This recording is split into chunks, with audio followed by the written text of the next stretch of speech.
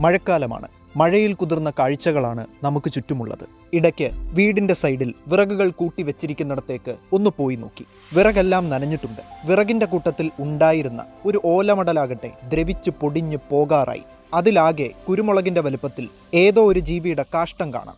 ദാ ഇത് കണ്ടില്ലേ? വേറെ ആരുമല്ല, അട്ട. അട്ടയുടെ പണിയാണിത്. നമ്മുടെ മുറ്റത്തും തൊടിയിലും തോട്ടത്തിലും ഒക്കെ ഉണ്ടാകുന്ന കമ്പും കരിയിലെയുമൊക്കെ തിന്നു തീർക്കുകയും വളമാക്കി മാറ്റുകയുമൊക്കെ ചെയ്യുന്നത് ഈ അട്ടകൾ അഥവാ മില്ലിപീഡുകൾ ആണ്. മില്ലിപീഡ് എന്ന ലാറ്റിൻ വാക്കിന്റെ അർത്ഥം 1000 കാലുള്ളവർ എന്നാണ്. 1000 ഒന്നുമില്ലെങ്കിലും പൊതുവെ 100 മുതൽ 400 കാലുകൾ ഉള്ളവരാണ് കേട്ടോ അട്ടകൾ. ഇത്രയും കാലുകളും കൊണ്ട് ഇവർ ചെരുപ്പ് മേടിക്കാൻ പോകുന്നതൊന്ന് ആലോചിച്ച് നോക്കിക്കേ.